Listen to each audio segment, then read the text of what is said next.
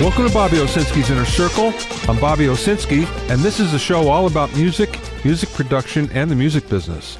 My guest today is voiceover artist Andrew Peters. But first of all, Spotify is making hardware.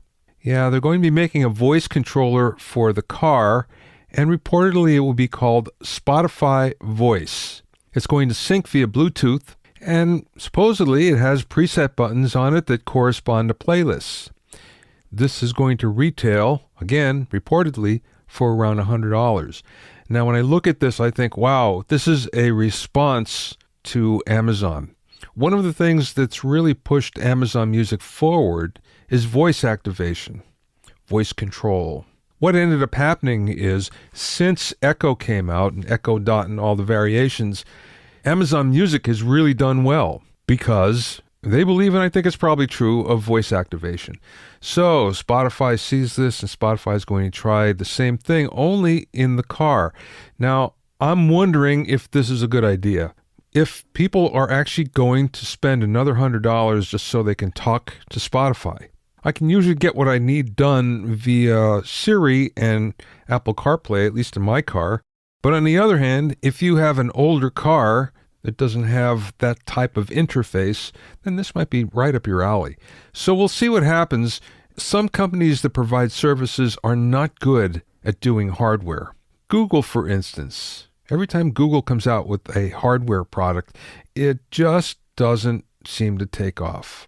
Their online services are great, but they haven't gotten a handle on hardware yet. It's much more difficult than you'd think. So let's see what happens with Spotify. No timetable on when it's due except sometime in 2019, and it might even roll out first in India, of all places. That'll be the beta test. Spotify is only now launching in India, so it might be a good test bed for them.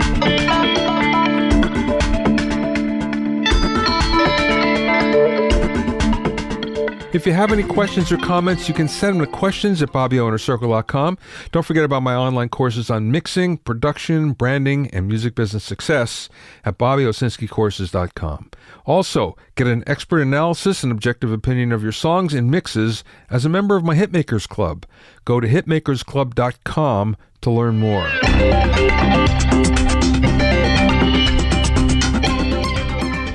Now here's something exciting for everyone that's listening. If you have tinnitus, like I do, a group of researchers from the University of Michigan have found that with the combination of earbuds and stick-on electrodes, they can slowly train the brain to tune the ringing out. And what they found in a double-blind test is that most users got up to 12 dB of reduction of the tinnitus, and there were actually a few where it was completely gone. But the big thing is no one got worse. Now, you may think, what is this exactly? Okay, this works on nerve activity and not on any kind of physical damage. It's not invasive. It just works on nerve activity. So with the earbuds, it sends a tone out that matches the frequency and volume of the tinnitus, and then it applies small impulses. You have to wear this for 30 minutes a day, but it looks like it works. The problem is, this is still just in research and it's not commercial yet. So, all of you tinnitus sufferers, I share in your suffering, and we have to wait a little bit longer before some help arrives. My guest today is Andrew Peters, who started as a popular radio personality and eventually transitioned to television as a host of Australian music shows like Rock Arena, Trax, Simulrock, the Live Aid broadcast, and an interviewer for the MTV special Australian Made. After 20 years on radio and television, he became a full-time voiceover artist, and he's become one of the top voice actors in Southeast Asia, Australia, and New Zealand. His voice is heard by millions every day as the current network voice for Channel News Asia, Dubai Eye 103.8, Radio M Classic Rock, and on numerous television, radio, and corporate spots. In the interview, we talked about Andrew losing his North London accent in order to get a job in Australian radio. We also talked about making the transition into television, the learning curve required for voiceover work, some cool voiceover tricks, the difference between Australian and American home studios, and much, much more. Andrew and I spoke via Source Connect Now, from his home in Australia, where it was truly a pleasure to listen to his big booming voice. So, Andrew, tell me how you got into the business. Actually, you know what? Let's go back to the beginning. You're from the UK. Where are you from? I grew up in Hertfordshire in the UK, so slightly north of London, and which was an issue when I came to Australia, but we'll probably cover that after, because accents are an issue, or certainly were an issue in this country when I got here. But I grew up in Hertfordshire, born in the late 50s, two older brothers, so I was exposed to a lot of music through the 60s. Of course, you saw the Beatles on Ed Sullivan. I saw the Beatles on Sunday night at the London Palladium, which was the weekly entertainment show. That was their first television appearance from memory. But I was never really a fan of the Beatles, I have to say. One brother was and one wasn't. So I had a mod and a rocker in the house. So one rode a motorbike and one rode a Vespa. So there's a good mix of music in there, but I preferred the motorbike kind of music. So I was more into the Stones, Small Faces, even though they were kind of probably more mod than rockers. But I didn't really get the Beatles. It's a funny thing, and I didn't really get into the Beatles until probably a decade ago. Once it was like looking back and listening to them with fresh ears and an adult brain, I guess. I don't know. I don't know what the difference is, but I certainly wasn't attracted to them in the beginning. Were you getting into radio when you're in the UK, or did that all happen after you moved to Australia? That was when I moved to Australia. So that's where the accent was an issue, because I came here in 1974. I was hoping to stay in the UK, but my parents decided they wanted to move to Australia. My eldest brother, had moved here a few years before. And I was at that sort of, I'm leaving school, I'm 16, I want to go to art school, they want to come to Australia, what do I do? So, it's difficult, because back then, it's not like now where you jump on a plane and 24 hours later you're on the other side of the planet. It was a bit more taxing and certainly more expensive back then. So we boarded ship and a month later arrived in Adelaide. And then I did a bunch of different jobs. I met a guy on the ship who was a butcher, so I worked with him for a year, and then that didn't work out. And then I ended up working for a guy we used to call One Coat Reno, who was the house painter, and worked with him for a year. That was actually really good. I enjoyed that. It was fantastic. Working on building sites and hanging out with guys. It was good. And then got fed up with being dirty, so moved into sales, which was probably a really good grounding for what I'm doing and what I ended up doing.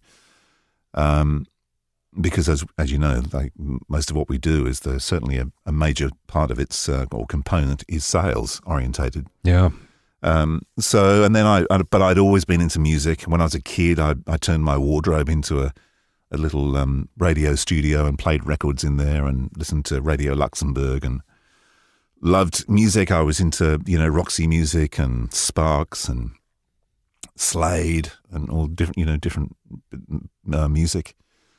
So, and because I can't play anything, the only thing I could ever play, the only instrument, was a turntable. So the logical choice for me was, because I loved music, couldn't play an instrument, was get a job on a music radio station. And so I found a guy in Adelaide who said, "Yeah, I'll put you through radio school, but you've got to lose that accent, because you'll never work. You'll never work with that." And because I had a North London accent, so I talked a bit like that. You know what I mean? And so we did, and it took 3 months, which was, when I think about it, was quite amazing. So I'd gone from a North London accent to an Australian accent, and within 3 months was working on a regional station in Australia. Wow. That's fast, isn't it? That was very quick. And I worked, because country radio, as we call it here, some guys used to do years, like 4 or 5 years before they got a city gig. And I did 2 years in the country. I did 1 year doing nights in a small town and then a bigger city, and I did breakfast, and then got poached and headed back to Adelaide and worked there.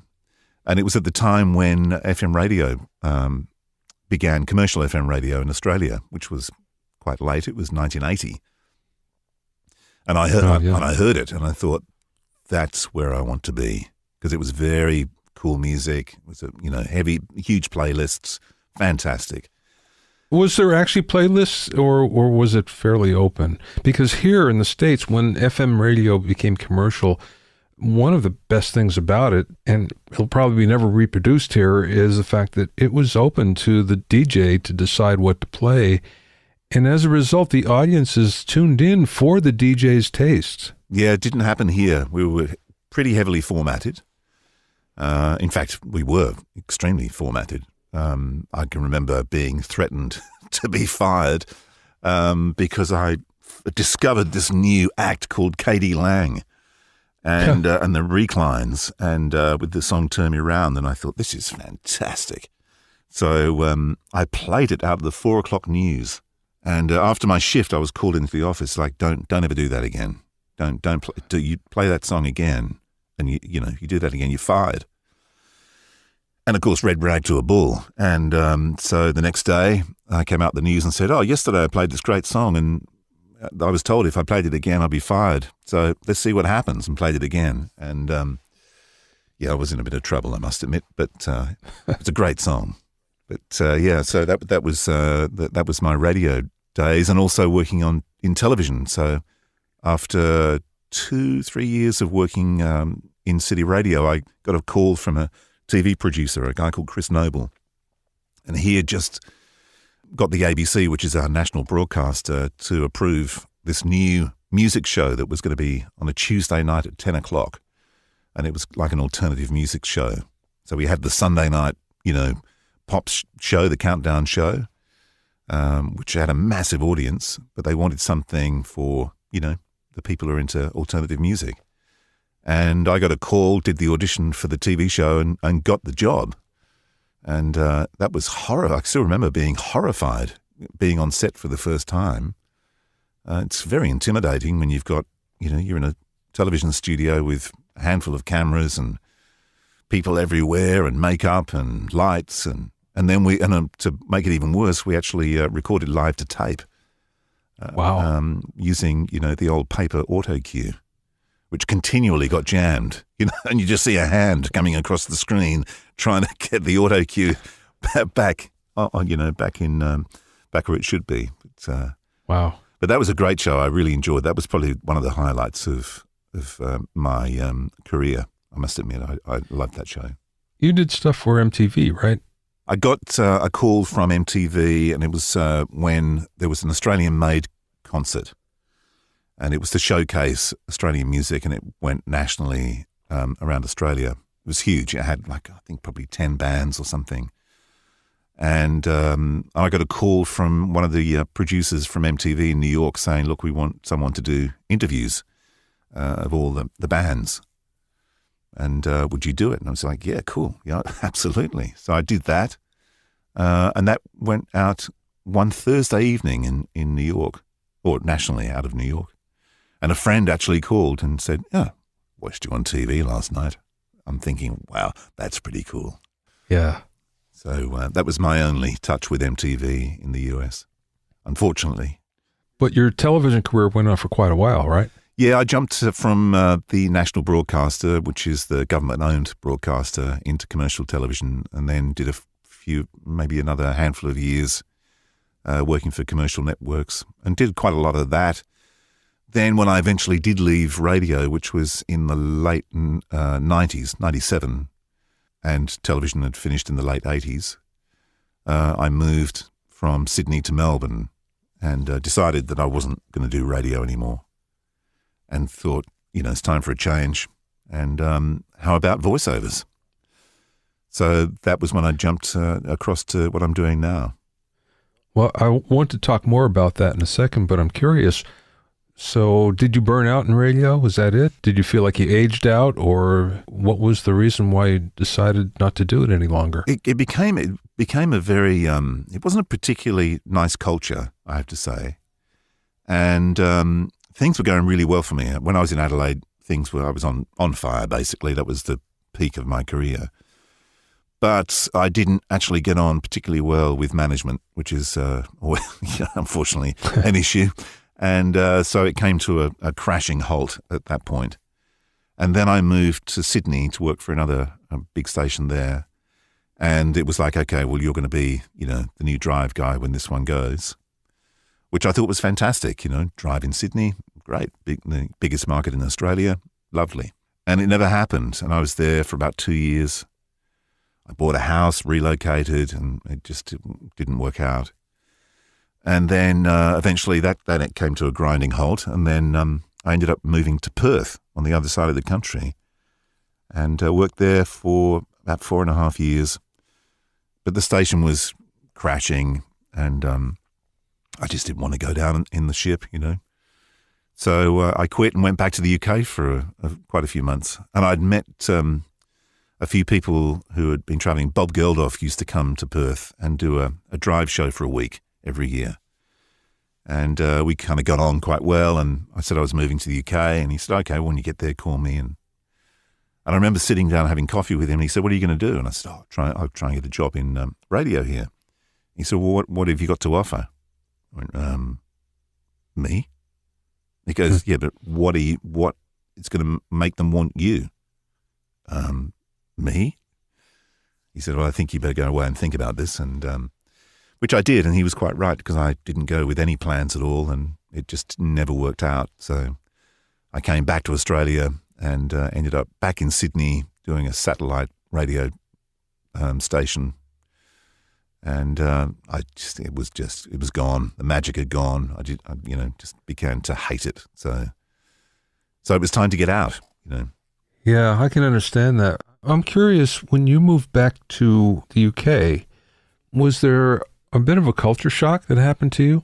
And I'm talking about both business-wise and otherwise. Because I would think that you're used to living in Australia, which is one complete way of living that's way different than the UK. Seems to be slower, nicer. Yep. People seem to be nicer, from what I've discerned anyway. And again, just the whole culture around the business is different. So what did you experience? Well, I've been to the UK twice looking for work. This was the second time. The first time I went there, which was a shock, I went to the BBC and met with a guy there who was their program controller for Radio 1. And it was the most bizarre meeting I think I've ever had. First of all, it was like he wouldn't tell me how much anyone got paid, and if I did get a job, how much I get paid. I had to guess it.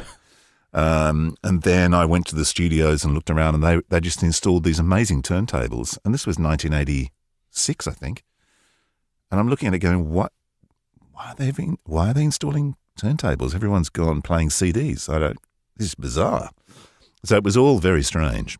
So that didn't work out. But in the mid-90s, a lot of Australians had moved to the UK and were programming radio stations.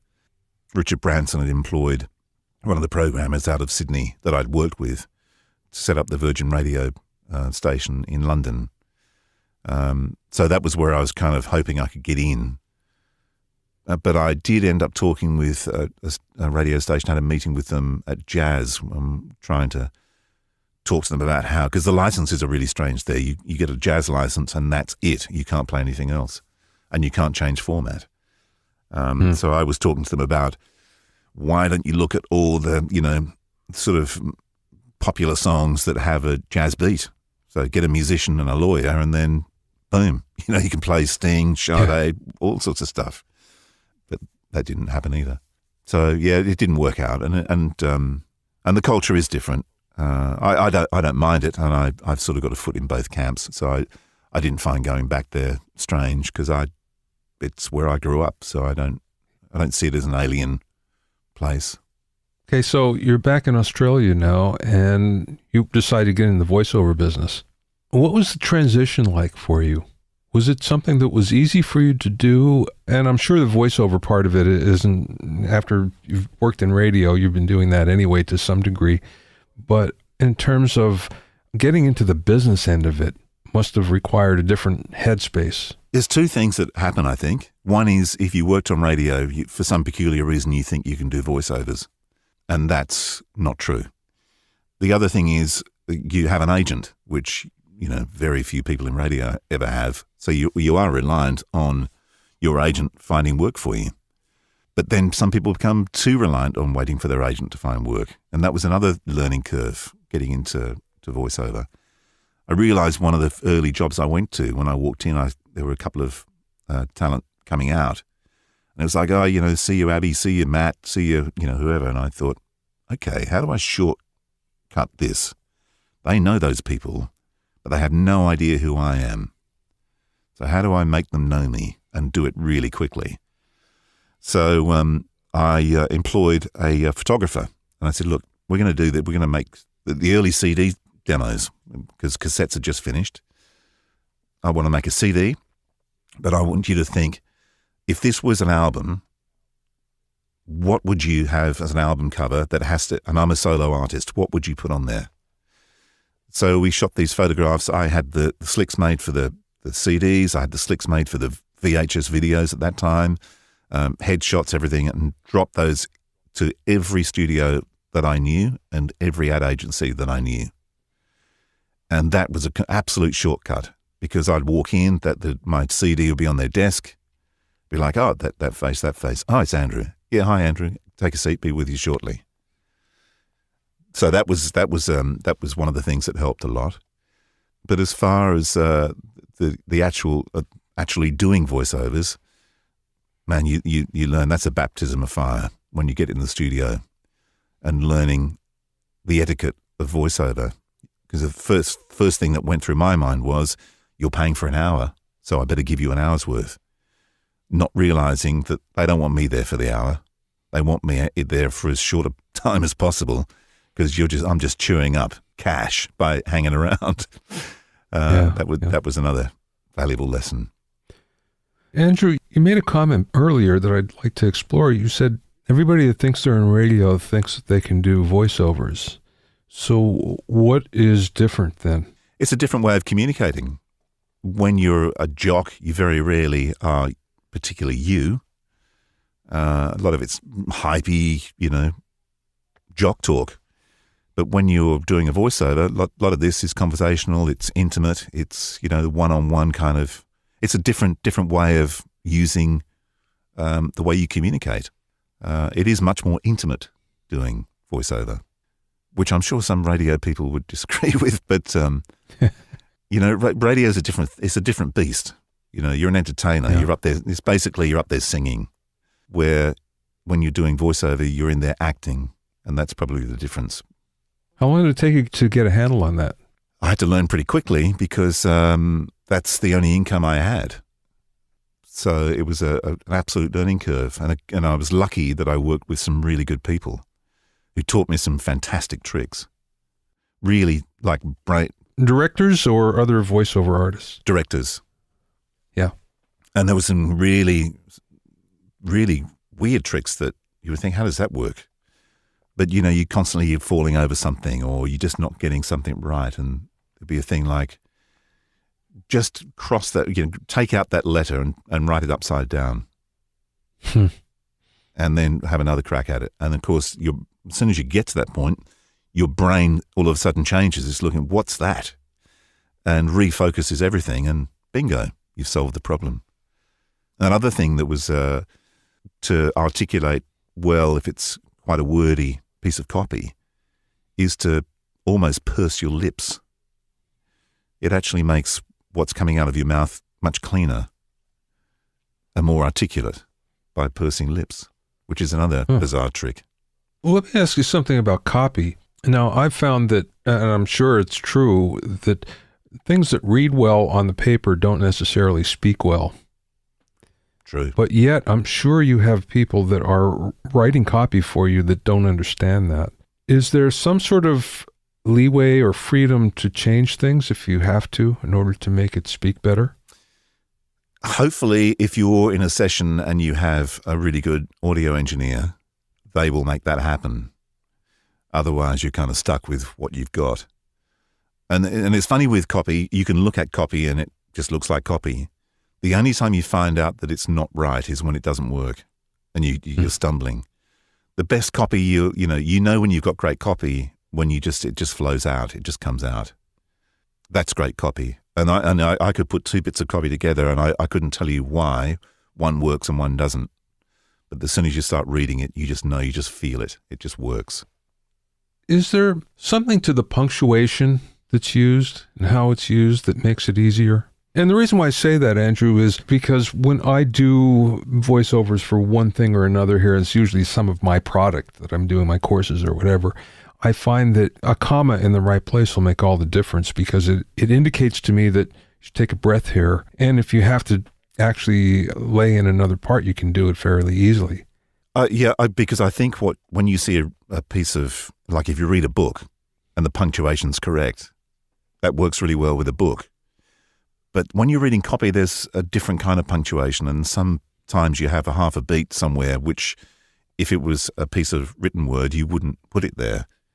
But it just makes more sense when you're saying it. It's all about and the other thing is giving air, it's like sometimes that piece of air between those two words makes those words really powerful. There's nothing worse than someone with copy that's just overwritten, and then they wonder why it doesn't have the emotion they were hoping for. Where in actual fact, it's the old less is more theory. You can make some amazing statements using very little words, but a ton of emotion will come out of it. Like you just did. Yes, probably. Okay, so what is the one thing that most people don't know about voiceovers and voiceover actors? Well, it's funny, even people who do it, everyone's got their own skill base. And the smart ones are the ones who have a knowledge of just about all of it. I always work on the 80-20 rule of, 20% talent and 80%, BS, basically, which, it takes into consideration everything from selling and marketing and all that kind of stuff. I think I don't know whether a lot of people, especially in this country, understand the relevance of home studios. That hasn't really taken off the way it has in the US, which I find interesting, and I don't know quite why. There is a fear, and there is and I think sometimes Australia, for some reason, is a fearful country. People don't particularly like change, and that doesn't help. The fear of what? Is it the perception that maybe because you're doing it at home in your own studio that it's not professional? I think it's probably more, we're doing it from here, therefore you're taking work away from me, which I kind of understand, because in the old days you'd have to go into a studio. So if someone wanted to do an ISDN from Sydney to Melbourne, the client was in Sydney and the studio was in Melbourne, I would go to the studio in Melbourne, who would then do an ISDN link to a studio in Sydney, so the client could be on the session, Yeah. So there's two studios getting money out of this. Now, of course, if you've got a studio like this, then I just beam into wherever. And in some cases, like a lot of my clients, I don't even talk to them. In fact, some I've never even talked to. I just get copy and, everyone's happy with the way I'm doing it, and that's it. It just comes in. Are you still getting work through an agent? Yeah, I've got an agent in Sydney, which is Scout Voice Management, and then I'm not signed to an agent in the US, but Abrams in New York send me things from time to time. A lot of my clients that are overseas, I look after myself, and that's Channel News Asia out of Singapore. So I'm their network voice, and a radio station in Dubai called Dubai Eye. I do, and then local radio stations or networks, the Triple M network here for their regional stations, and there's 32 of those. I'm the brand voice of that. And then whatever else comes in, corporate narration stuff, whatever, all sorts of things, events, you name it. I'll take it. I'll do it. Yeah, right. Is there something that you don't want to take or you turn down? And I say this only because maybe it's not fun, or it's, and fun meaning it's a lot of work or unnecessary hassle. Does that happen to you? Yes, there are things that I feel that I wouldn't do. And, but it's difficult because you kind of go, well, where do you draw the line? Do I say, I don't want to do McDonald's because I think their food is bad for people? Or do I say I don't want to do a read for a fuel company? I mean, where do you, or palm oil company? I mean, where do you draw that? This is the trouble. Where do you draw the line? I think you've just got to, on the day when it comes in, if you feel strongly enough that something is wrong, inherently wrong, then don't do it. But I'm sure there's plenty of people that were doing politicals in the US that were reading stuff that they didn't feel comfortable doing, but they did it anyway. You're talking about from a moral standpoint. I'm wondering if there's something because of the client being the hassle or the way of working, the physical way of working, perhaps. You know what? It's funny with clients. If there's a client that I find obnoxious, and we've all had them, I've worked on the mantra that I'm going to make that person like me. No matter how hard this is going to be, by the end of this, they will like me. And that pays because their obnoxious side disappears, and you could have a really good client that will come back to you year after year. I like that. But as far as at work, no, I don't usually turn much down at all. I mean, because I like doing different things. If you get stuck doing the same thing over and over, it gets really boring. And some things are a bit of a challenge, but, that's okay. I don't mind a challenge. Andrew, how do you take care of your voice? I don't. I probably do. Well, I don't smoke, so that's a good thing. I used to, but that was many, many years ago. I don't think you're supposed to drink alcohol, but that's certainly something that I do. I don't do any vocal exercises. I probably sometimes eat the wrong foods. Like lactose foods are not particularly good when you do this. Mm-hmm. But no, I don't really do anything. I know that people do vocal exercises, but I must admit I don't. Maybe I should. I don't know. It's interesting. I was just reading something about the myths of taking care of your voice. And this is mostly for singers, but something just popped up here when you said lactose foods. And it turns out that the problem with that is not the fact that it's not the lactose, it's the fat in it. And that's what causes the problem. What it will do is it will thicken the mucus on your vocal cords. Yeah. There is a thing that I have done from time to time, and I did it a while ago when I had an issue with something. I can't even think what it was now. But it's called sirening. And it's the Still method. I think it's Jo Still. She was a vocal person who was doing, like vocal exercises. And it was to do with the vocal cords. It must have been because that I'm guessing that she'd actually seen one of the first cameras, down the back of the throat, mm-hmm. and actually seen the vocal cords and how they work. But the thing about this, is it signing? Yeah, I'll have to check it out now.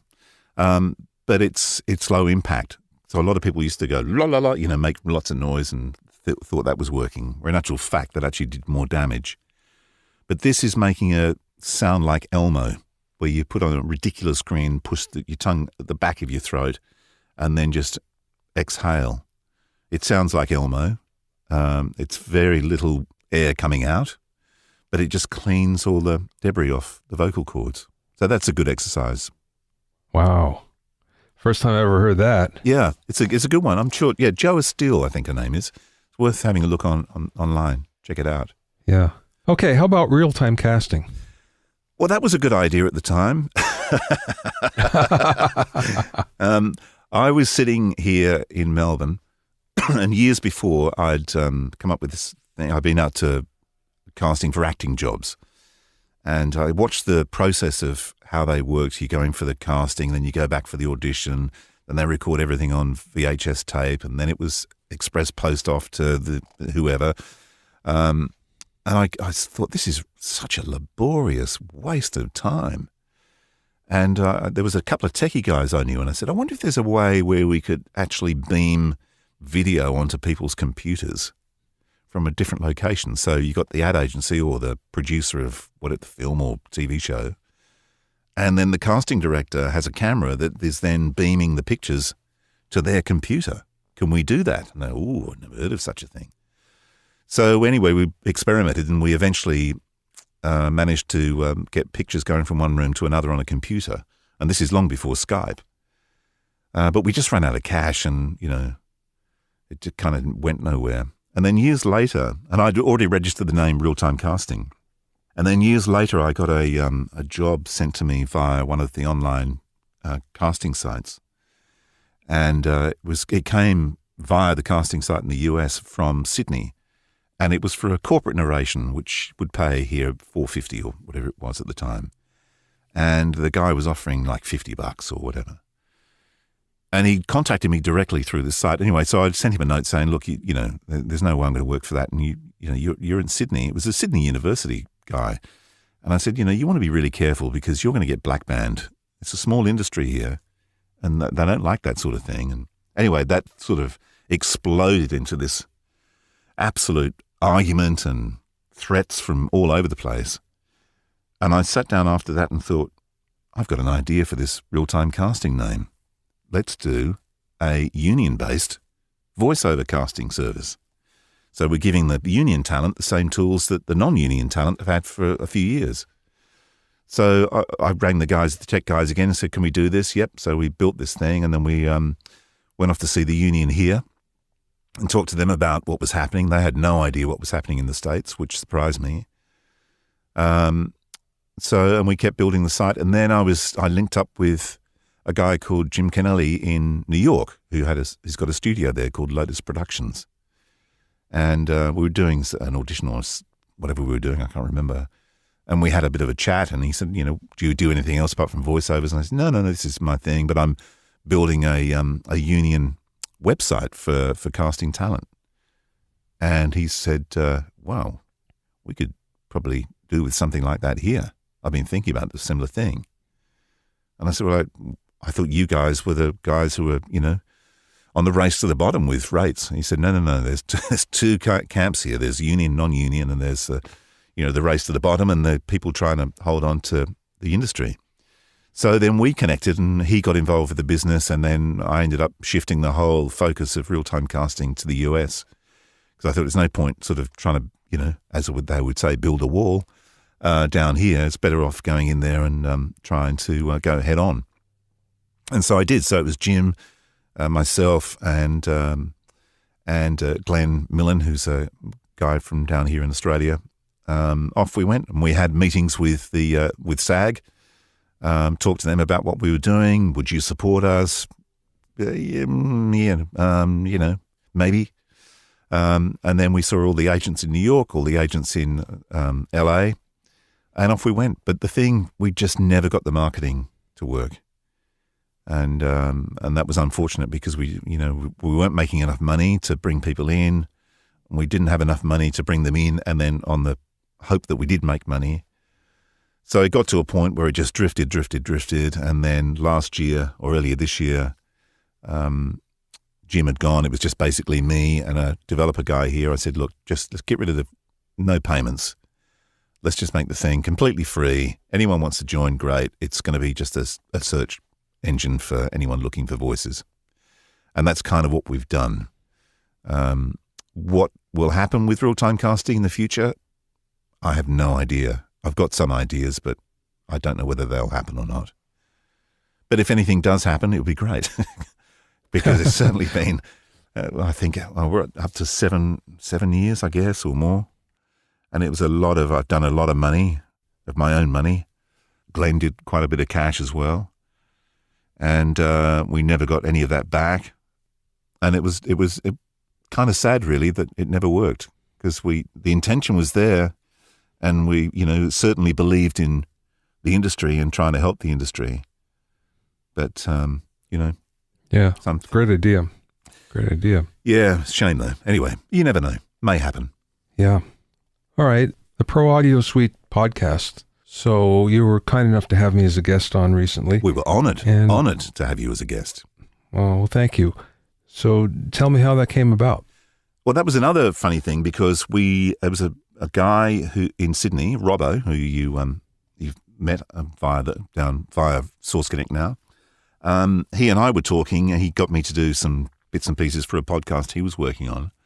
And then I said to him, we should do a podcast on voiceovers could be interesting, just get interviews and stuff like that. So we did. We started off doing a show called the VO Radio Show. And then it was last Christmas. And we'd had George Whittam as a guest, and we'd had Robert Marshall from Source Connect and someone in Chicago as a guest separately. And I said to Robbo, we should get George and Robert on just for like a Christmas special, bit of fun. So we did, and it worked. And we sort of we finished the first record, and I said to Robbo, man, that's good. That really worked. These guys are great. So I sent an email to Robert and one to George and said, look, you guys interested in doing this on a regular basis? And we'll just rebrand the show and make it the four of us. And so they did. And it's been great. So it's not necessarily purely focused on voiceover. We're talking about anything to do with anyone who records, basically.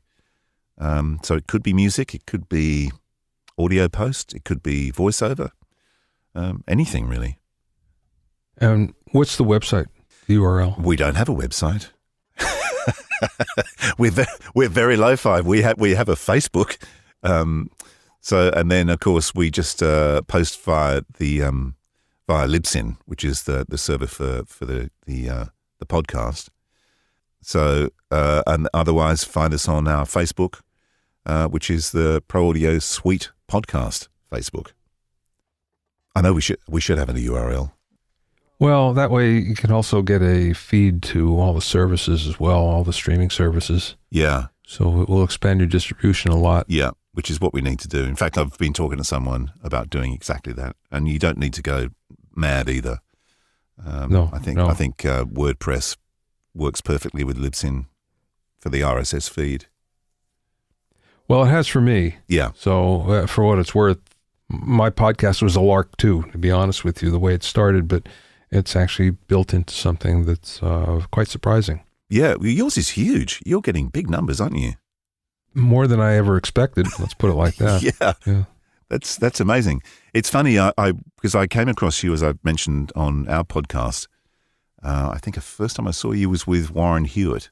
Oh, yeah. And he's produced like a pro thing. That's gone nuts as well. He's doing really well. Yeah. So he's done very well with it, definitely. Yeah. Last question, Andrew. A little off the subject, but since you are working for yourself, you probably are more in touch with this question than most people, especially people that are working for the man, so to speak. Yep. What's the best piece of business advice that you ever received from somebody, or maybe you learned along the way? The simplest one of all is learn to listen. I reckon that's the key. If you listen, you're going to win. Simple, but to the point. I love it. Yeah. I mean, that's the thing, and it works with everything. By listening, it could be listening to the environment you're working in, listening to the person who's directing you, listen to people who talk like yourself. I mean, I listen to what you have to say about, in fact, one of your shows, the one with Paul Ill, where you talked about social media. Listening to the intro where you talked about how you use social media, that's brilliant. That works perfectly, and I will adopt that. And that was all about listening to what you had to say. I'm pleased I could offer some useful help. Sage advice, I think they call it. You can find out more about Andrew at andrewpetersvo.com. Andrew Peters, Peters, VO, all one word, .com.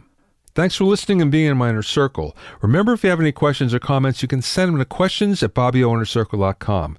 To listen to other episodes of Bobby Owsinski's Inner Circle, go to BobbyOwsinski.com and select the podcast tab, or go to BobbyOInnerCircle.com, or find it on iTunes, Stitcher, Mixcloud, Google Play, Google Podcasts, Spotify, and now Radio Public. At BobbyOwsinski.com and BobbyOInnerCircle.com, you'll also find a sign-up form for my newsletter and for alerts for new podcasts. This is Bobby Owsinski. I will see you next time.